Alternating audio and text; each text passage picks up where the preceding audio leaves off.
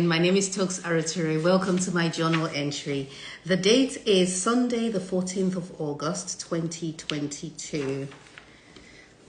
The reason I don't have the results I should is because I'm not doing the things I should, and I'm not doing them because I think the result I'm hoping for is so big and requires a correspondingly large effort, sizable resources, and obvious clout.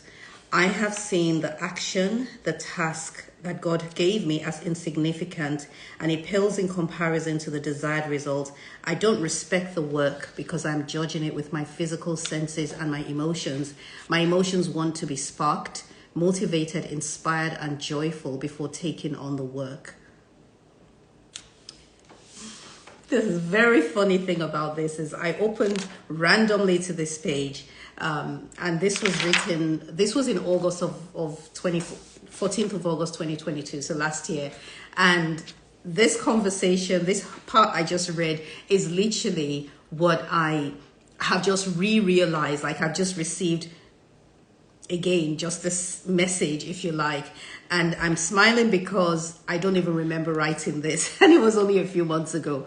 But anyway, the whole idea or the thought behind this is, and I'm going to speak about where I'm at right now, is when I've looked at some of the actions I should have taken, the instructions I should have followed, the goals that I have, that when I was generating those goals, I was so confident and so certain. And now that it's time to work on it and take action, I find myself holding back. And so I was writing because I was procrastinating, and I was just like holding back and finding every excuse under the sun not to go for what I'm supposed to be going for. Now, the reason I was doing that from this writing is because I felt that the size of the dream did not correspond to the size of the task to make it happen. And the lesson I'm learning in this season is not to be dismissive of small instructions, little tasks, little bits of action, and don't expect that the size of the action or the size of the work should correspond to the size of the dream. Because what's going to happen then is that you end up working a lot harder than you should and really punishing yourself, because your faith is not in the dream or the seed. Your faith is in the action that you're taking. Whereas action is actually a vehicle. It's almost like a container, like the pot that the seed sits in. That's what action is. It's the container for the seed to grow. It's not the actual seed itself. And when, if what I was doing here was placing more value on the activity than I was on the idea, because I thought that the idea which produced the dream and the activity itself needed to be in the same size as the dream.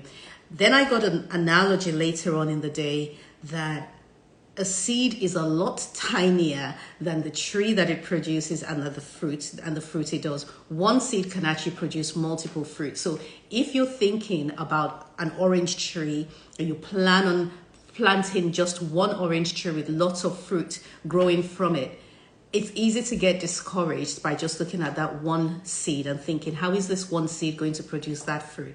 And that's what I needed to remind myself here, what I needed to relearn, which is that the seed is never going to be the same size as the fruit.